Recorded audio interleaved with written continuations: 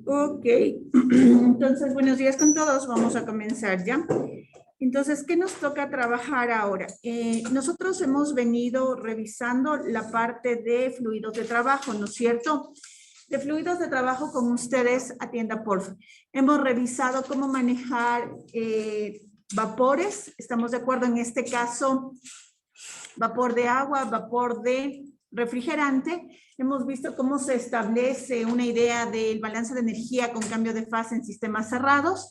Y el otro tipo de fluido de trabajo con el que queremos relacionarnos es gases ideales. Son los tres fluidos principales de la industria, ¿no es cierto? ¿Qué se usa en la industria? Principalmente se utiliza el agua. Por ahora le hemos revisado en la parte de calentamiento, es decir, cuando le estamos trabajando como vapores y cuánto calor y cuánto trabajo puede generarnos. Vamos a ver eso un poquito más adelante. Refrigerante, en cambio, lo hemos visto para tener una idea de los sistemas de refrigeración, que ya los vamos a ver de manera más concreta para que entiendan lo que aprendieron. Y el otro tipo de fluido de trabajo en la industria es el uso de gases ideales, como por ejemplo el aire, el dióxido de carbono, el monóxido de carbono, ¿ok? O sea, más que usarle, se opera con eso. Y también gases como el helio, el argón, el xenón, el oxígeno, etcétera. ¿Ya? Entonces vamos a trabajar un poquito con esta parte. Vamos a revisar este otro tipo de fluidos que son los gases ideales. Entonces vamos con esta primera situación. Creo que bajándole las persianas mejora la visibilidad.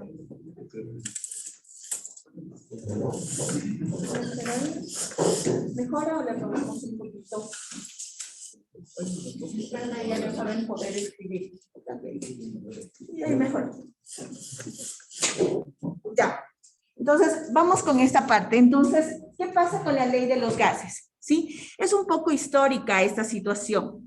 Se presentan estos señores, que son el señor Boyle, el señor Charles y el señor Gay-Lussac, científicos de la época, de su época, y lo que ellos hacen es probar experimentos, ¿ok? Para ver el comportamiento, como dice aquí, lo que quieren ver o lo que quieren observar es el comportamiento, por ejemplo, aquí, de la presión versus el volumen, ¿estamos de acuerdo?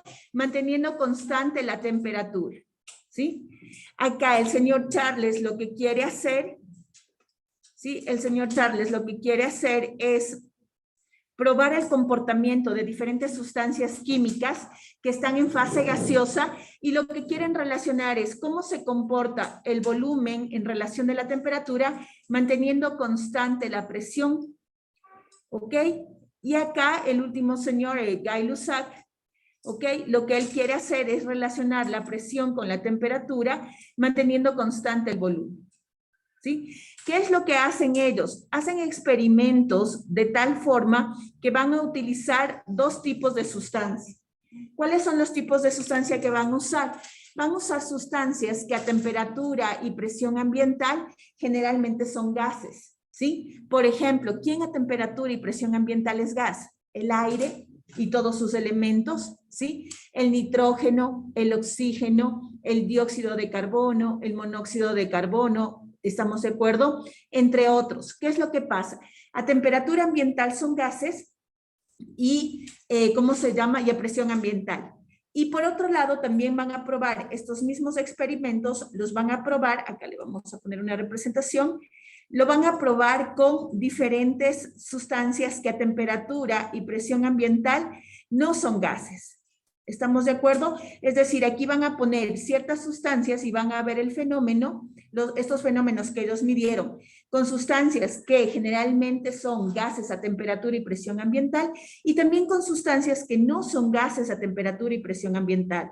Por ejemplo, el agua no es gas a temperatura y presión ambiental. Por ejemplo, los vapores de metales. Todos, obviamente, todas estas pruebas, estos experimentos, se los hace ¿cómo se llama esto? En la fase gaseosa, ¿sí? Se le trabaja en la fase gaseosa. Entonces, ¿qué es lo que encuentran cada uno de estos señores? Boyle, Charles, Gay-Lussac, cada uno experimenta, ¿sí? Diferentes variables y deja constante una. Mire, aquí Boyle experimenta la temperatura, dejando constante la temperatura, quiere ver el comportamiento de la presión versus el volumen. ¿Qué es lo que encuentra? Veamos. ¿Qué es lo que encuentra Boyle? Boyle encuentra, sí, tiene un estado 1, como ustedes pueden ver aquí, tiene un valor de presión, tiene un valor de temperatura, el sistema. Aquí adentro, al inicio, pone alguna sustancia química que está en fase gaseosa y que a temperatura y presión ambiental es fase gaseosa. Por ejemplo, puede haber puesto aquí oxígeno. ¿Ok? ¿Qué es lo que sucede?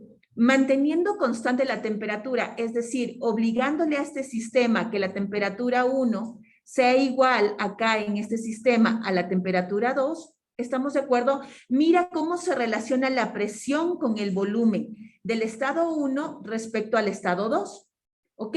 Entonces varían el volumen comprimiéndole, ¿no es cierto?, a temperatura constante y se encuentra una relación. ¿Qué relación encuentra Boyle?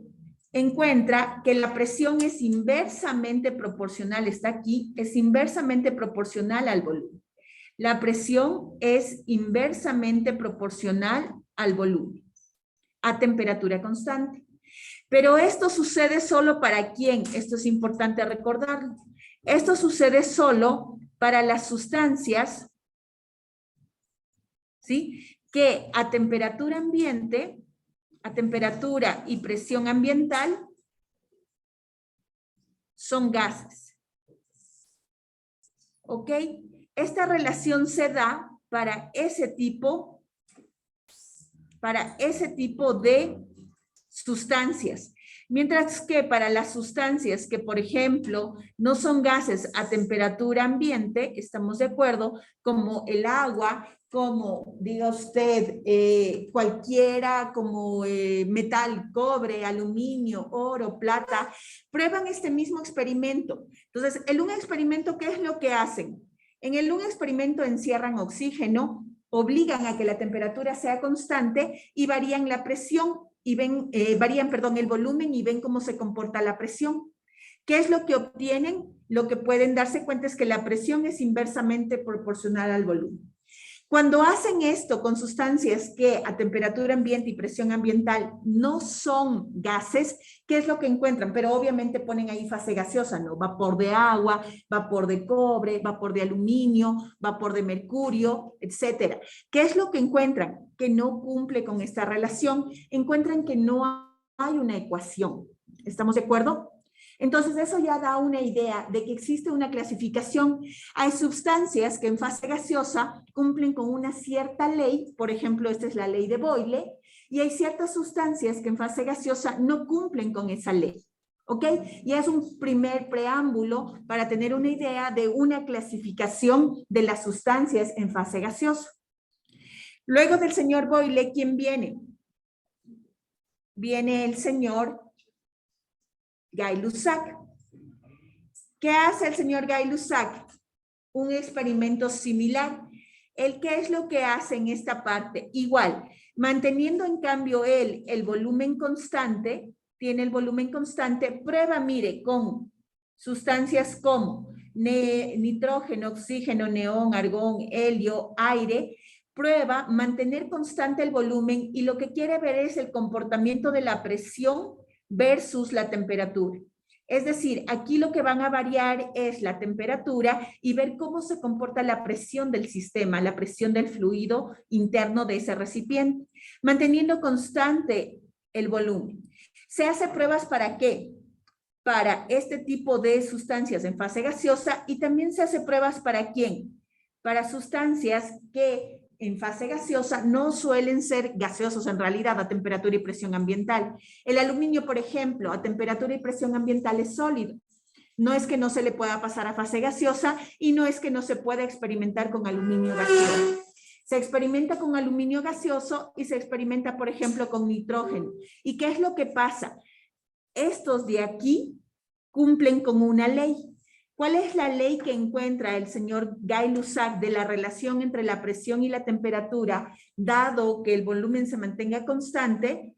Lo que encuentra el señor Gay-Lussac es esto. La presión es directamente proporcional a la temperatura. La presión es directamente proporcional a la temperatura a volumen constante. Es decir, si se mantiene a la sustancia como el nitrógeno, se le somete dentro de un recipiente que el volumen se mantenga constante y se genera un cambio de temperatura, la presión, ¿qué pasa con la presión? La presión es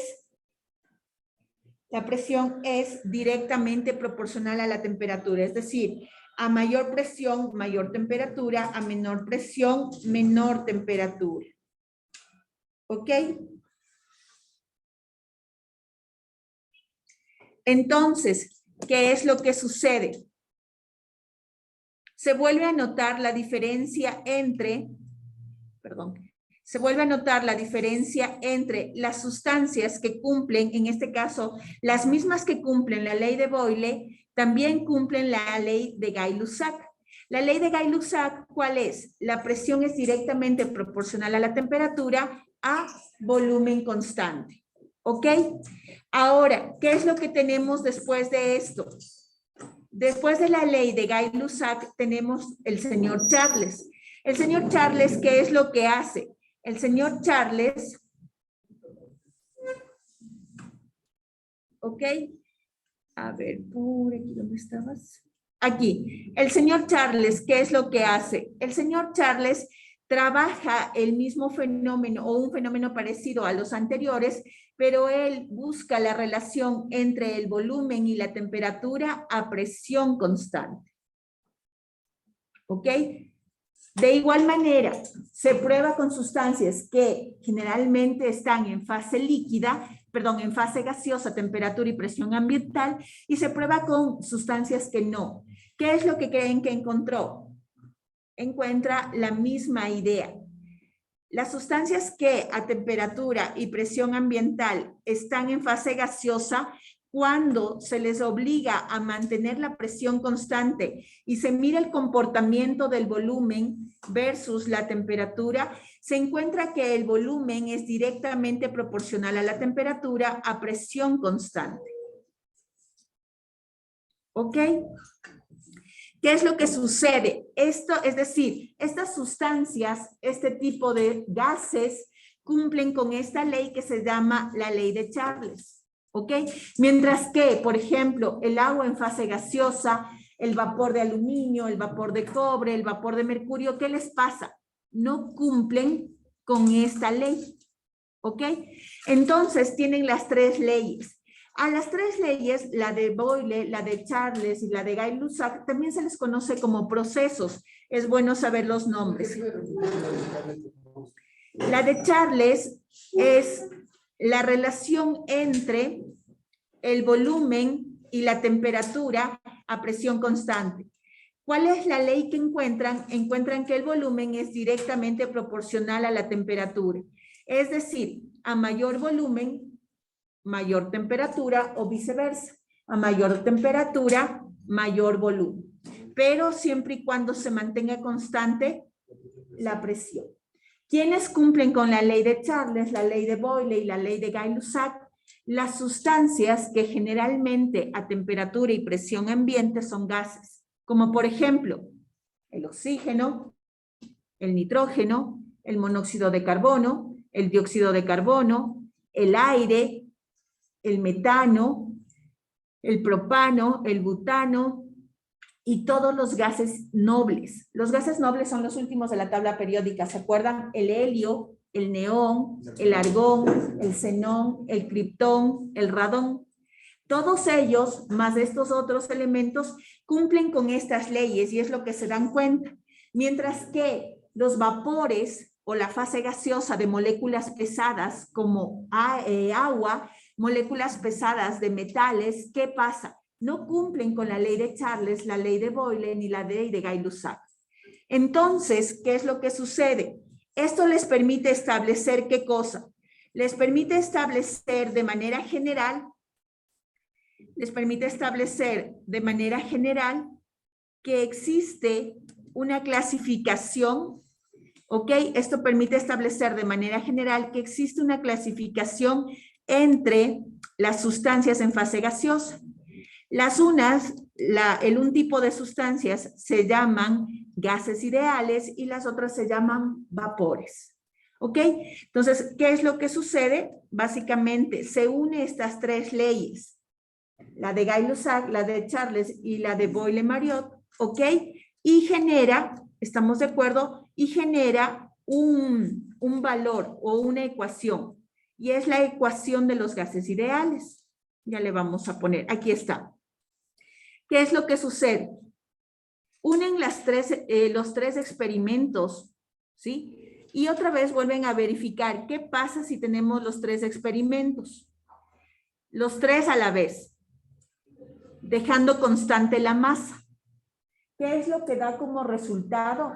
Da como resultado que las sustancias que cumplen con las tres leyes, la de Boyle-Marriott, la de Gay-Lussac y la de Charles, cumplen a la vez con esta ecuación. Y lo que se hace es ya no estudiar las tres leyes, se las estudia en química, pero de manera más específica, pero en termodinámica se las estudia de manera generalizada, es decir, ya solo es una sola ecuación.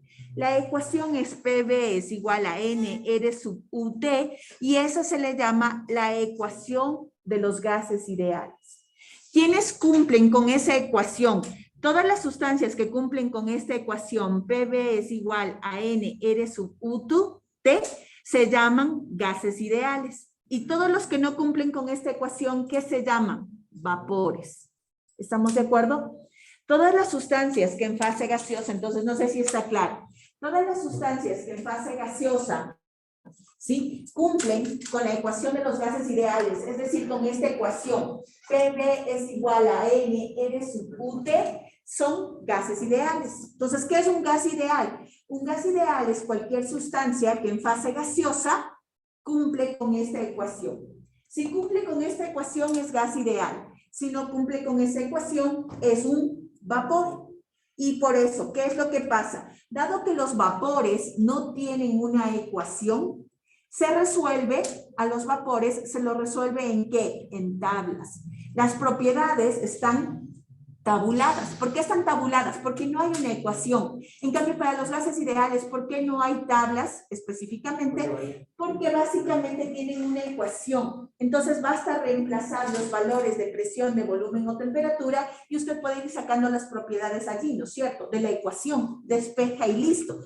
En cambio, para un vapor no tiene una ecuación. Como no tiene una ecuación, tiene que buscar en valores experimentales. ¿Qué son las tablas? Son valores experimentales que le permiten decir a qué temperatura está, a qué presión está, las fases en la parte vapor. Le permite con eso deducir cuánto es la entalpía, la entropía y la energía interna. ¿Cómo hace eso? Viendo en la tabla la línea, ¿verdad? Para los gases ideales no sé cómo se llama, no se busca en tablas la entalpía, la entropía. ¿Estamos de acuerdo? Lo que se hace es reemplazar con una ecuación que nace de esta ecuación la entalpía, la entropía y la energía interna. ¿Ok? Entonces, por eso dividimos entre vapores y gases ideales. No sé si hasta ahí estamos de acuerdo en este pedacito. ¿Sí? Ok. Entonces, solo antes de continuar para estudiar la ecuación de los gases ideales, es decirles los nombres, las leyes de Boyle, Charles y Gay-Lussac, también se les conoce con otro nombre, se les conoce como procesos. Cuando nosotros trabajamos un proceso que viene a ser la ley de Boyle, es un sinónimo, cuando trabajamos un proceso a temperatura constante, decimos que es un proceso isotérmico. Aquí la palabra es isotérmico. ¿Qué significa isotérmico? Significa que el proceso se da a temperatura constante. Entonces, la ley de Boyle también le corresponde o es equivalente a decir que se ha realizado un proceso isotérmico. ¿Por qué es isotérmico? Iso igual temperatura, es decir, se mantiene constante la temperatura. La ley de Charles corresponde a un proceso a presión constante. Un proceso a presión constante se suele llamar, o más que se suele, se llama, un proceso a presión constante se llama isobárico.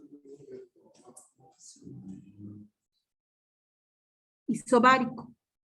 Entonces, si usted quiere tener un proceso a presión constante, dice que tenemos un proceso isobárico.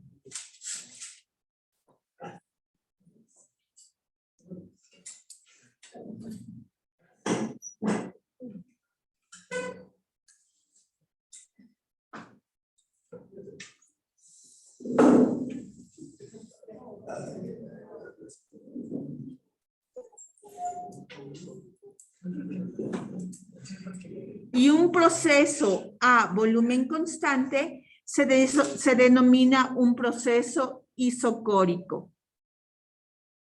Este es un proceso isocórico. Isocórico o también se le puede llamar isovolumétrico.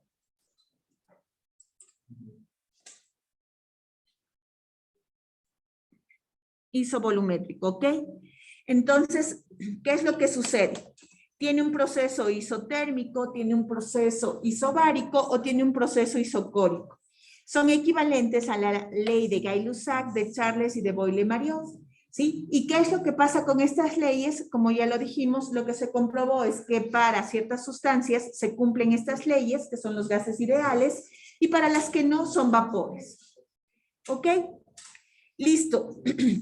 Entonces, ahora sí, le vamos a estudiar. Nosotros no vamos a detenernos en la ley de Boyle, de Charles y de Gay-Lussac, porque es bastante elemental. Es química. De hecho, esto se ve en química en general, porque es la base para luego estudiar reacciones químicas. Pero, entre gases. Pero a nosotros nos interesa estudiar la ecuación ya generalizada, que es la PV igual a NRT, y ver cómo esa ecuación puede servir, o sirve más bien dicho, para establecer las propiedades de los gases ideales en un balance de energía. ¿Ok? Cómo esto colabora con el balance de energía en la ecuación de los gases, perdón, en el balance de energía con la ecuación de los gases ideales. Entonces, vamos revisando. PV es igual a NR sub UT, ¿ok? P, ¿qué viene a ser? Viene a ser la presión total en kilopascales. Va a estar en kilopascales si está en el sistema internacional. Si está en el sistema inglés, va a estar en PSI absolutos. ¿Ok? V, ¿qué es? V es el volumen total. Va a venir dado en ¿qué? En metros cúbicos. N es el número de moles. Va a estar dado en este caso, le vamos a poner en kilomol. ¿Ok? Y T es la temperatura, pero aquí es súper importante este pedacito. En la ecuación de los gases ideales es muy importante recordar que la temperatura tiene que ser la absoluta. Es decir, si está en el sistema internacional, tiene que ser en Kelvin. No puede ser en otro tipo de unidades. Es decir, si usted reemplaza aquí en esta ecuación del gas ideal o en cualquier deducción que venga de la ecuación del gas ideal, la temperatura en Celsius o en Fahrenheit, comete un error bien grande y no es válida. ¿Por qué no es válida? Porque así lo muestra el experimento. El experimento muestra que si no se reemplazan los valores de la temperatura en grados Kelvin en escala absoluta, entonces no es válida la ecuación. Y si eso sucede, es porque así funciona la naturaleza. ¿Estamos de acuerdo? También existe una explicación teórica y una deducción de la cinética molecular de dónde sale esta ecuación. ¿Ok? Eso no es algo que por ahora nos competa a nosotros, pero está recontra demostrado que la ecuación de los gases ideales es válida solo si la temperatura está en Kelvin o en Rankine en sistema inglés. Es decir, tiene que ser la absoluta. Si no es la absoluta, se comete un error. Ya vamos a ver un ejercicio para demostrar eso. ¿Ok?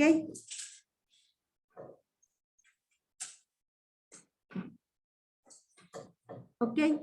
Entonces vamos con esto. Y finalmente, ¿qué es la R sub U? La R sub U es la constante universal de los gases ideales. ¿Ok?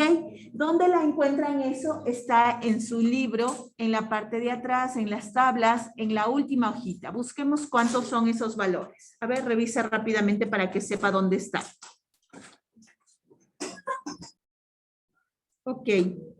Perfecto, ¿no es cierto? Los valores que nos presentan están en la tabla. R sub U, que es la constante universal de los gases, nos dan en diversos valores. Miren, observen.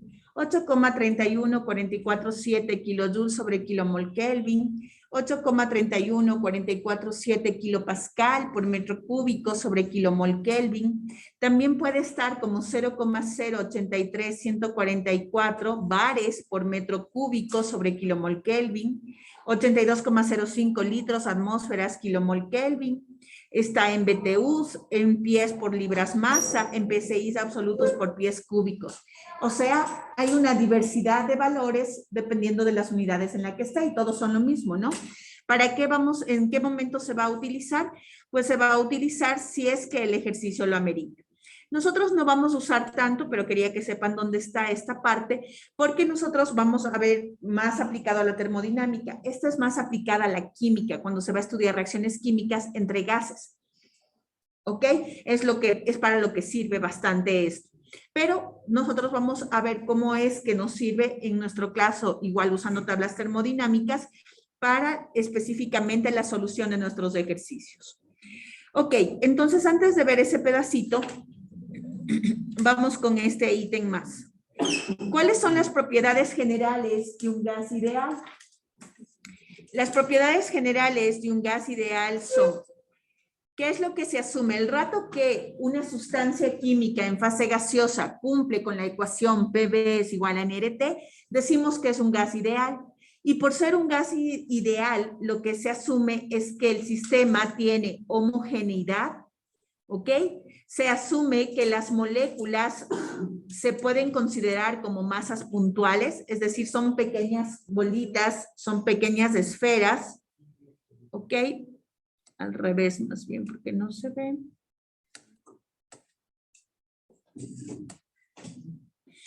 ¿Sí? Cumplen con homogeneidad.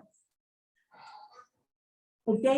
Las moléculas se pueden considerar como masas puntuales y las paredes del recipiente que las contienen son rígidas, ¿ya? Esas son las cosas que se pueden asumir cuando tenemos un gas ideal. Es decir, si nuestro sistema ya cumplió con la ecuación de los gases ideales, entonces, ¿qué es lo que sucede? Podemos nosotros también a la vez asumir eso, que todas las moléculas son homogéneas, son masas puntuales y que el recipiente que las contiene tiene paredes rígidas, es decir, no se va a destruir el sistema, las paredes no van a explotar. ¿Ok? ¿Qué más podemos decir de los gases ideales? ¿Ok? De los gases ideales podemos decir que las tres principales variables que establecen el comportamiento o las variables de estado, es decir, que definen el estado del sistema, son la presión, el volumen y la temperatura. ¿Ok? La presión, el volumen y la temperatura son las principales variables que clasifican o que definen, más que clasificar, definen el estado del gas ideal. Definen el estado del gas ideal.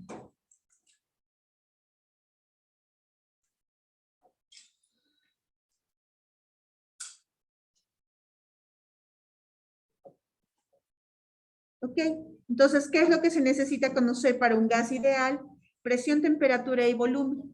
Y también ya vamos a ver la masa. Para el gas ideal no es necesario conocer la fase. ¿Por qué razón? Porque está siempre en fase gaseosa, si no, no sería gas ideal. ¿Ok? Entonces, ahora sí, con esas indicaciones vamos a revisar solo de los ítems del gas ideal. La única cosa que para nosotros sería nueva, o más que nueva, recordar, es el número de moles. La presión total es la presión en general. El volumen, sabemos qué significa. La temperatura absoluta, ya conocemos la temperatura dada en escala Kelvin. Y la R sub U es una constante que está en las tablas. Entonces, lo que debemos recordar un poquito es qué era el número de moles o cómo se obtenía el número de moles del sistema y cómo se lo utiliza en esta ecuación. ¿Alguien se acuerda, por si acaso, qué era un mol?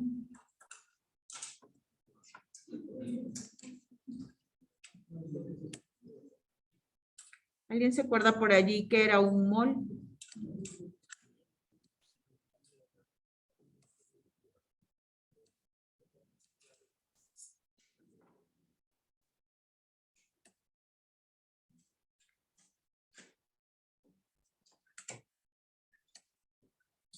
Vamos con esto. Entonces, vamos recordando ese pedacito de las moles.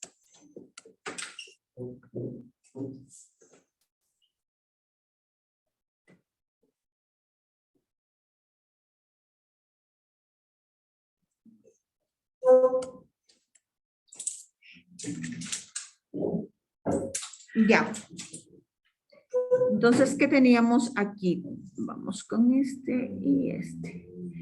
A ver, ¿alguien se acuerda que era un mol? ¿Qué significaba un mol? ¿Algo se acuerdan? Vamos con esto. A ver, vamos para que nunca se olvide. ¿Alguien sabe, esto sí deben saber, qué es una docena de manzanas? A ver, vamos con manzanas.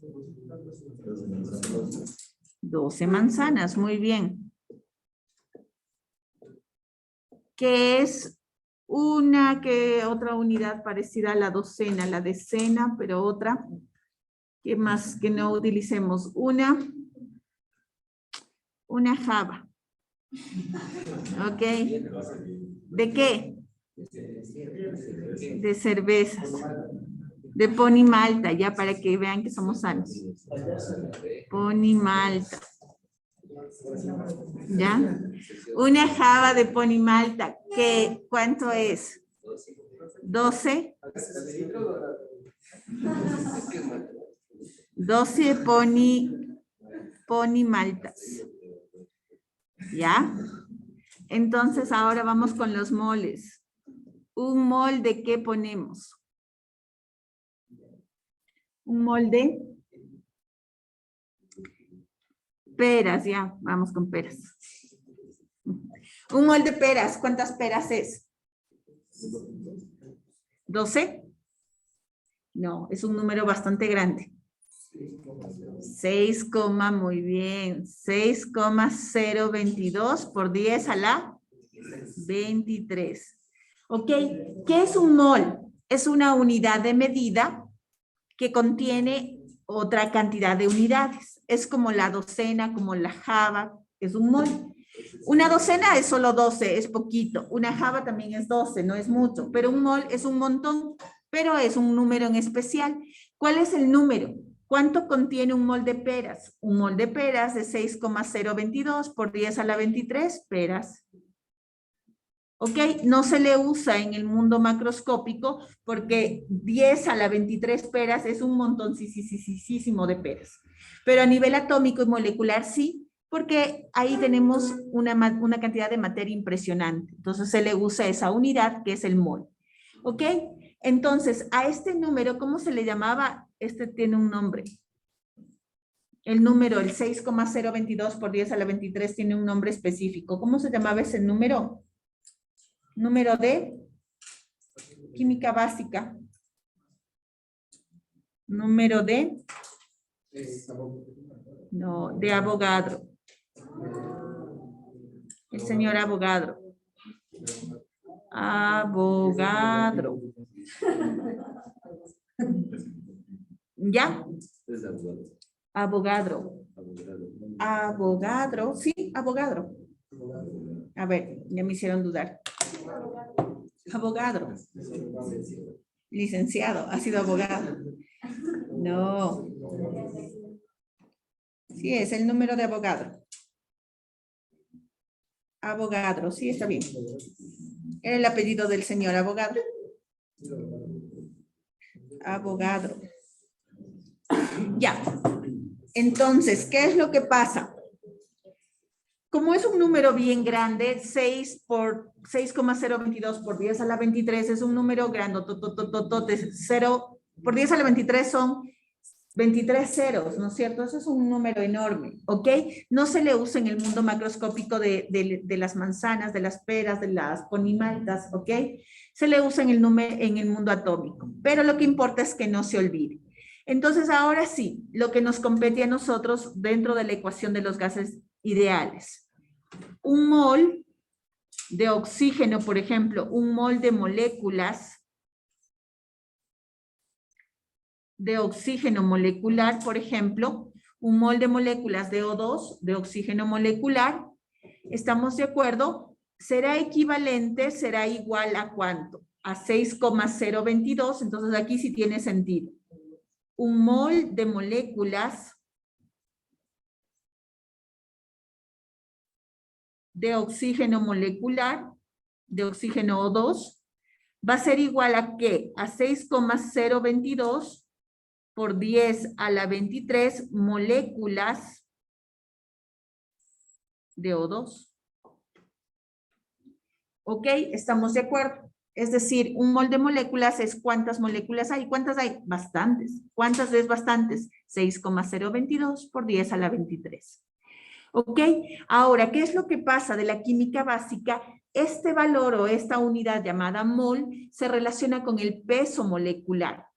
Entonces, el peso molecular del oxígeno solo, el peso molecular del oxígeno solito, atómico sería en este caso, es 16 gramos por mol. 16 gramos por mol. ¿Ok?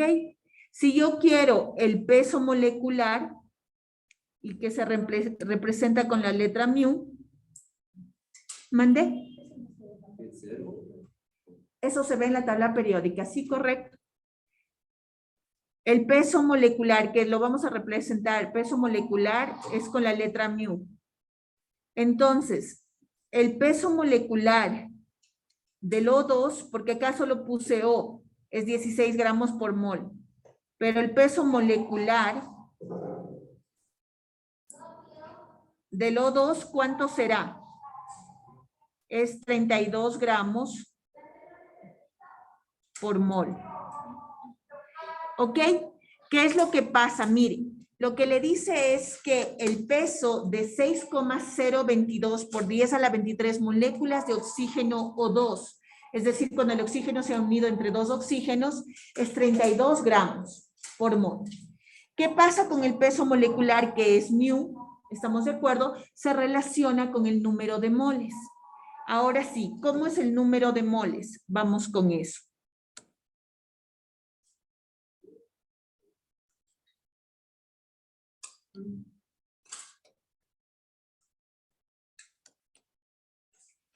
El número de moles sería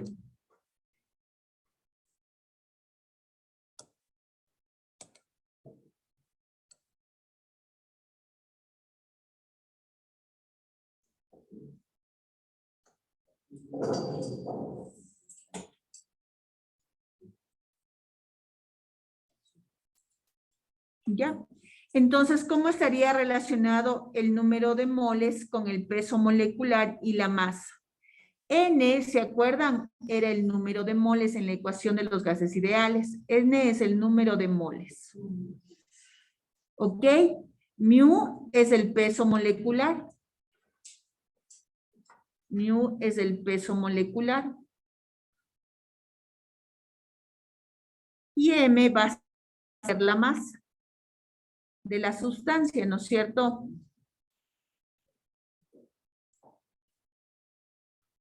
Ok, entonces,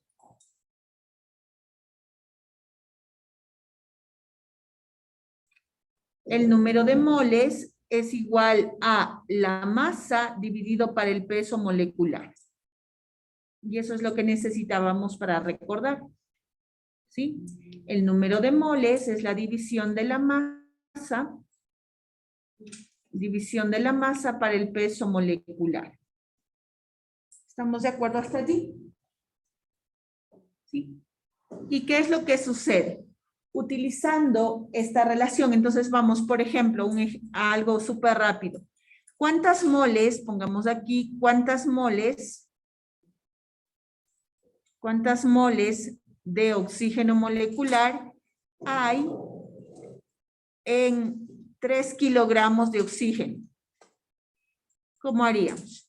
¿Cuántas moles de oxígeno molecular existen o hay en 3 kilogramos de oxígeno?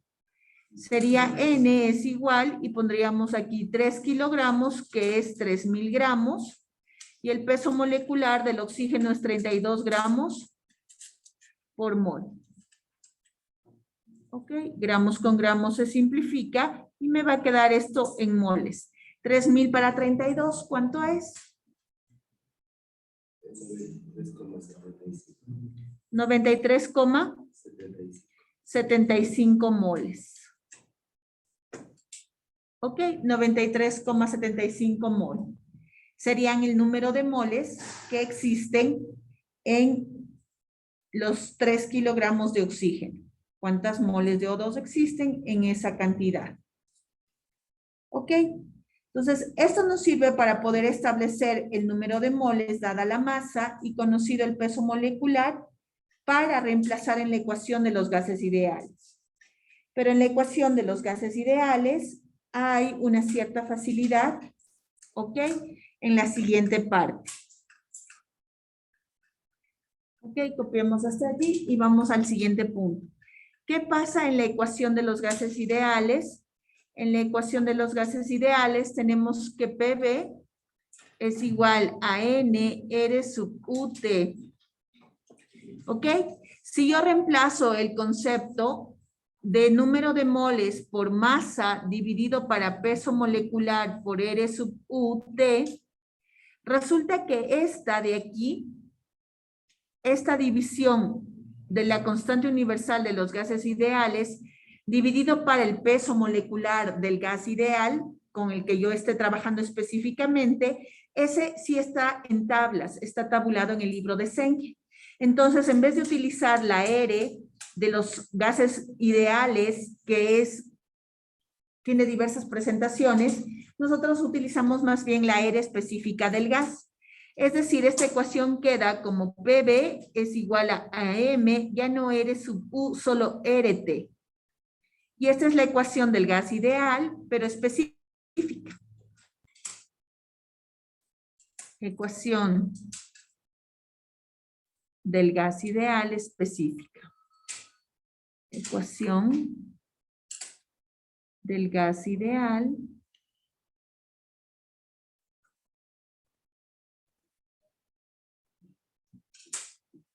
específica. ¿Ya? Esta ecuación también la podemos ver de la siguiente manera. También la pueden encontrar dividida así. Presión y el volumen dividido para la masa les da RT. El volumen dividido para la masa les proporciona presión por volumen específico. Nos da el volumen específico aquí, es igual a RT. Y esta es otra que le encuentran en termodinámica.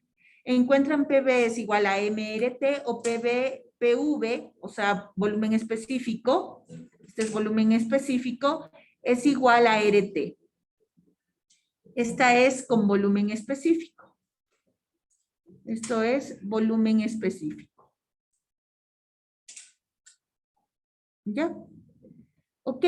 Y es esta la que nosotros vamos a utilizar. Vamos a quedarnos con estas dos. Ya sea con esta en ciertas ocasiones o ya sea con esta en otras ocasiones para resolver nuestros ejercicios. ¿Ok? Vamos a buscar, por favor, rápidamente la R de los gases en general que están en la tabla A2. ¿Dónde está esa R de aquí? ¿Ok? Esta R de aquí específica está en la tabla A2. Vamos a la tabla A2 de Cenke y vamos a buscar ese valor, esos valores. Entonces vamos con un primer ejercicio de aplicación de esta parte. Copiemos el ejercicio que tenemos en pantalla, por favor. Y vamos a resolverlo.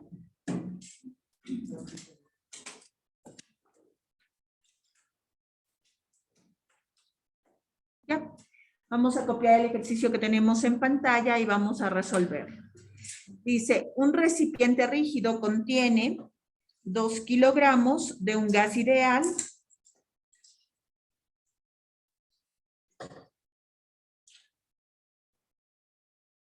Un recipiente rígido contiene 2 kilogramos de un gas ideal a 4 atmósferas y 40 grados Celsius.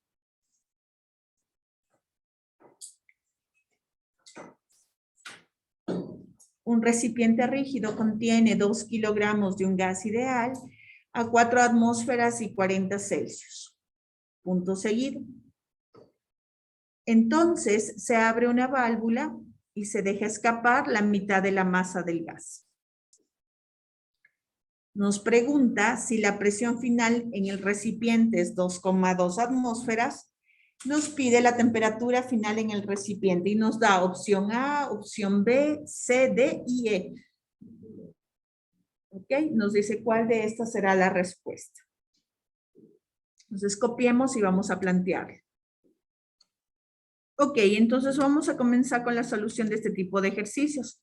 ¿Qué es lo que hacemos en general cuando estamos en este caso de ejercicios o cualquier otro que se presenten en la parte de física o de diseño, ¿no es cierto? En la parte mecánica, la primera idea es poder representar o esquematizar, ¿no es cierto? ¿Qué es lo que tenemos? Y a la vez que esquematizamos, poder realizar una gráfica, un diagrama donde pueda yo representar los datos.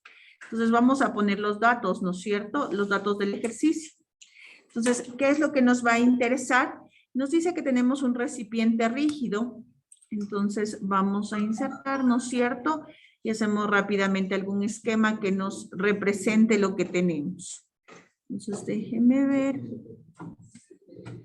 Un pequeño cilindro y le vamos a poner allí. ¿Dónde está cilindro, cilindro, cilindro?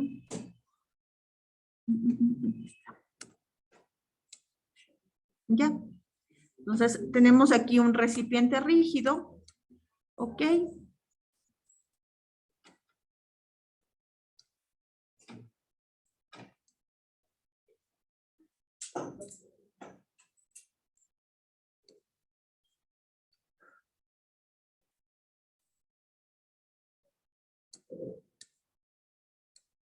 ¿Ya? Y siempre, ¿qué es lo que tenemos en el recipiente, en el sistema?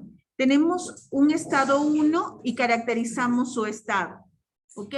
Y luego, ¿qué es lo que vamos a tener? El mismo recipiente, en este caso, que es rígido, en un estado 2.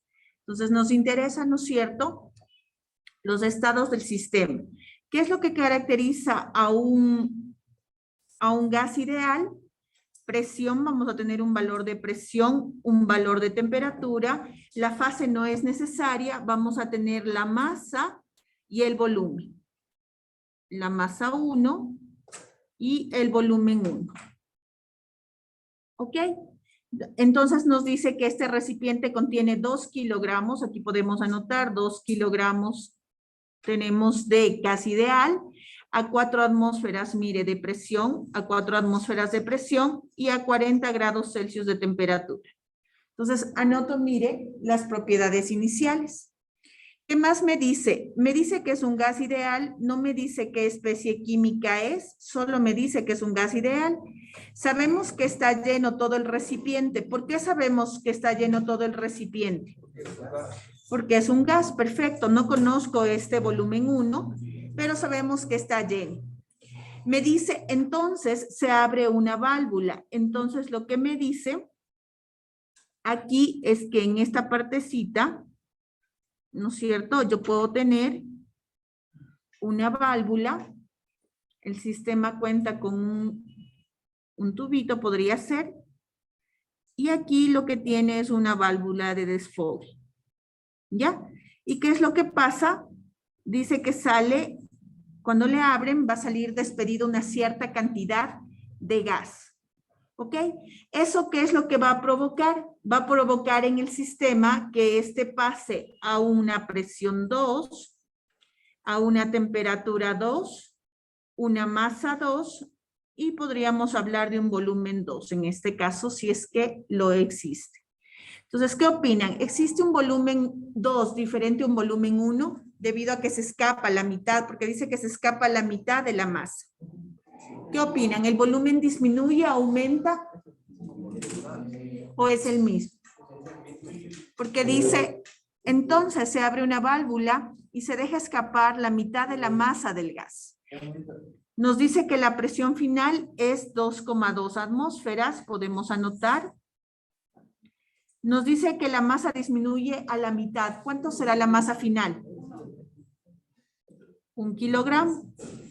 Es la temperatura la que no conocemos. El volumen 1 no conocemos, pero la relación entre el volumen 1 y el volumen 2, ¿qué será? ¿La misma, mayor o menor? La misma, correcto, porque aunque escapa la mitad del gas aquí, ¿no es cierto? Se va a la mitad de este gas que tenemos aquí, dado que, y se cierra la válvula, o sea, en el estado 2, se entiende que esto se ha sellado, ¿ok? Esto está sellado, ya no escapa más gas, ¿sí? Sin embargo, todo el gas que queda contenido aquí ocupa todo el volumen del recipiente. ¿Por qué razón? Porque es un gas y los gases ocupan, aunque tengan menos masa, ocupan todo el volumen del recipiente que los contiene. Entonces, la masa sí disminuye, tener cuidado con eso, pero el volumen 1 es igual a ¿quién? El volumen 1 es igual al volumen 2 o el volumen 2 es igual al volumen 1. ¿Sí? Debido a esa propiedad de que los gases ocupan todo el volumen del recipiente que los contiene. ¿Ok? Entonces, nuestro problema es determinar esta temperatura 2. ¿Qué se hace para resolver ejercicios de gases ideales? Lo que se hace es plantear la ecuación del estado 1 del gas ideal y plantear la ecuación 2 del estado del gas ideal.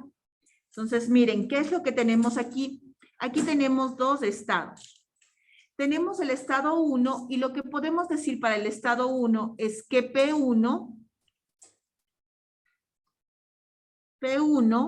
por volumen 1 es igual a M1 por RT1. ¿Ok? ¿Y qué es lo que decimos para el estado 2? Para el estado 2 decimos que tengo presión 2, volumen 2 igual a masa 2, RT2. ¿Ok? Entonces, ¿cómo se resuelven los problemas de gases ideales? Igual que en vapores, el problema en la termodinámica es caracterizar estados. ¿Qué tengo en el estado 1? Todas las propiedades que se pueden. ¿Qué tengo en el estado 2? Todas las propiedades que se puedan. Y ahora lo que se hace en cambio en el gas ideal es se caracteriza no a través de tablas, sino a través de la ecuación. Y lo que se hace es despejar qué términos son similares entre el estado 1 y el estado 2. ¿Qué términos son iguales entre el estado 1 y el estado 2? El volumen y la constante R. Antes de pasar a eso, ¿puedo yo despejar el volumen 1? ¿Puedo encontrar yo el volumen 1 con los datos que tengo del estado 1? ¿Qué opinan?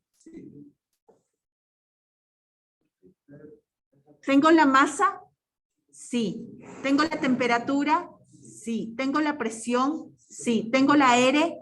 No. Entonces, no tengo la R. Si no sé el tipo de gas ideal, no hay manera de determinar, por ejemplo, en este caso, el volumen. Lo único que sí puedo hacer es despejar, ¿qué cosa? Volumen 1 sobre R va a ser igual a ¿qué? A masa 1, T1 sobre P1.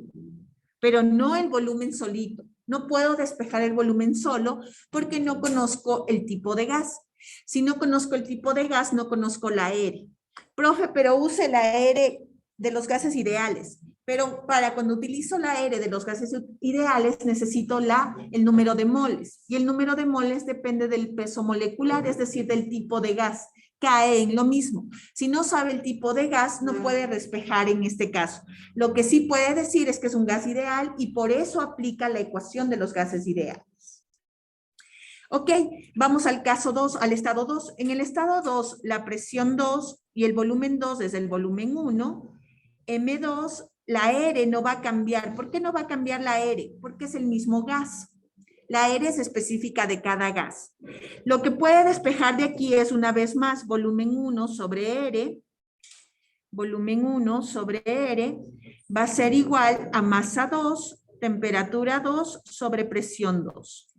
Entonces, el objetivo en la ecuación de los gases ideales, cuando se trabaja en termodinámica, generalmente va de un estado a otro. Con la ecuación, el objetivo siempre es despejar, ¿ok? Los términos que en las dos ecuaciones son iguales para poder igualar la ecuación.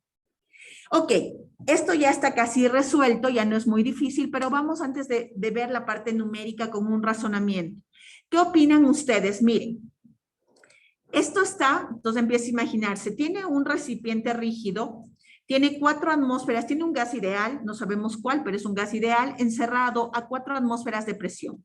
Primera pregunta, el sistema, es decir, el fluido de trabajo, está a más presión que la atmosférica o a menos presión que la atmosférica? ¿Qué opinan? ¿A más o a menos? Está a 4 atmósferas de presión. Está a más presión que cuando se encuentra en el ambiente o a menos presión que cuando se encuentra en el ambiente. A más, perfecto, porque afuera en el ambiente la presión a nivel del mar es 1 atmósfera y en Quito 0,71 atmósferas, ¿no es cierto? Pero el gas está a 4, es decir, está presurizado, está presionado. ¿Estamos de acuerdo? La temperatura que marca es 40 Celsius, es decir, está tibio para nosotros, ¿no es cierto? No es ni muy caliente, tampoco está tan frío. Tiene 2 kilogramos. Abre, la primera pregunta sería, abre esta válvula y escapa la mitad del gas. La pregunta es, ¿y por qué escapa el gas cuando abre la válvula? Perfecto, por la diferencia de presiones. Acá adentro está presionado, es decir, está ajustado, están todos chocando contra todos. El rato que le abre, se va a ir de mayor presión a menor presión. Afuera está menor presión, abre la válvula y simplemente sale. Si acá adentro estaría a menor presión que la atmosférica, ¿qué pasaría si abre la válvula? En vez de salir, entraría, correcto, ¿sí? Entraría aire. Estamos de acuerdo al sistema. Si acá adentro está menor presión, el rato que abre, ingresaría más bien, no saldría. ¿Ok? Entonces, bueno, ya sabemos por qué sale. Ahora, mire, el hecho de que se haya perdido la mitad de la masa le provoca, nos da información el sistema, el ejercicio, perdón, nos da la información de que provoca una caída de presión a 2,2 atmósferas. Sin hacer cálculos, ¿qué opinan ustedes? ¿La temperatura aumentará del gas acá adentro o disminuirá? ¿Qué dicen? ¿Aumentará o disminuirá? ¿La temperatura disminuye? ¿Aumenta? ¿Qué opinan? ¿Ok?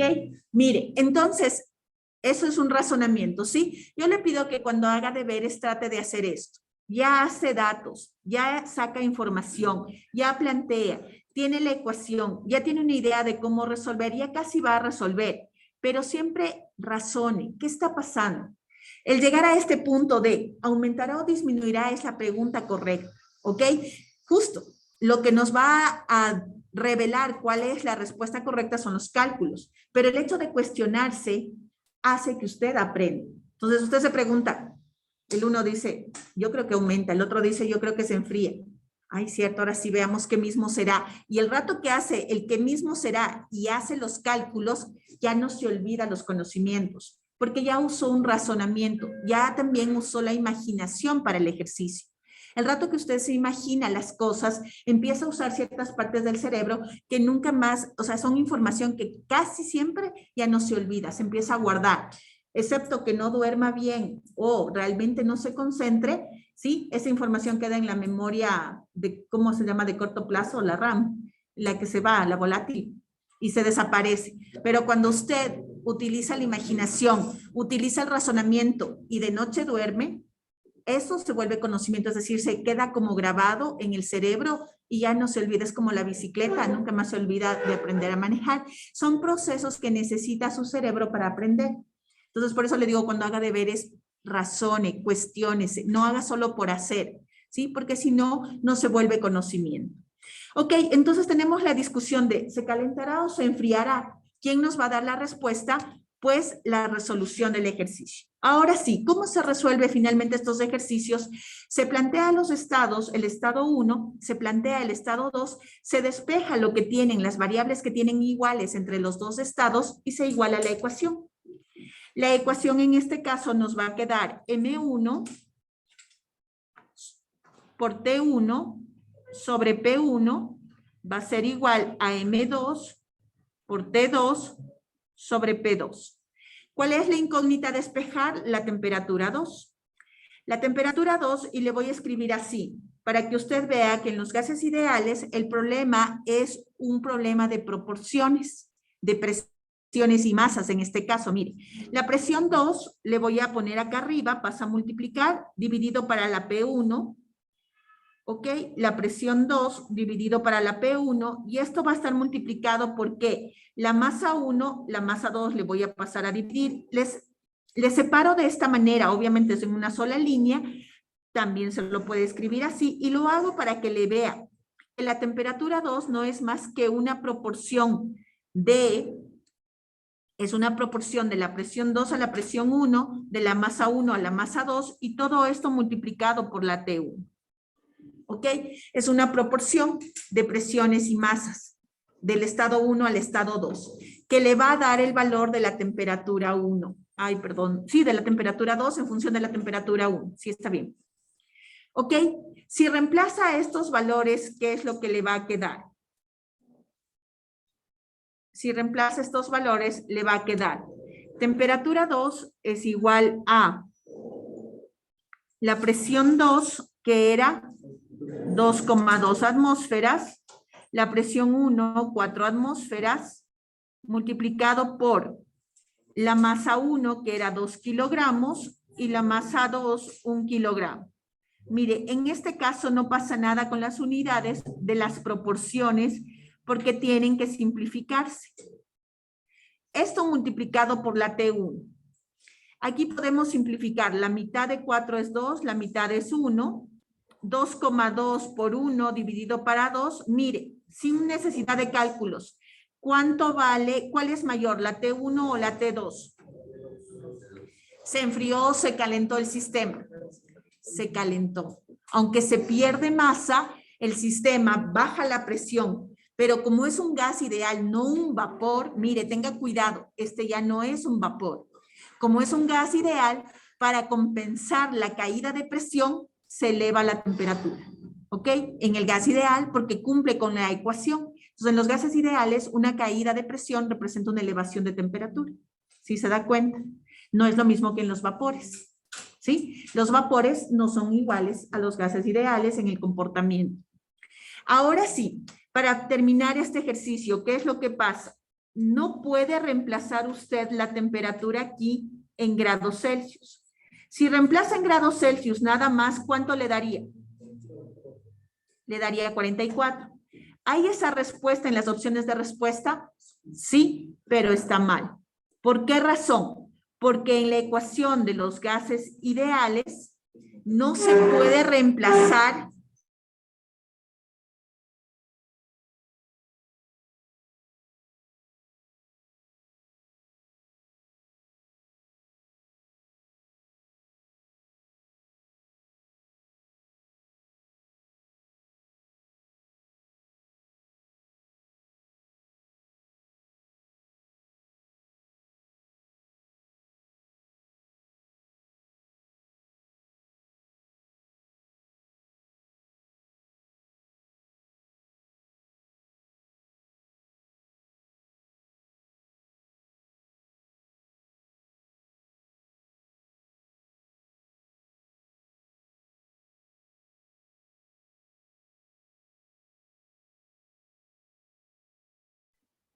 Ok, perdón Andrea, se cerró la computadora.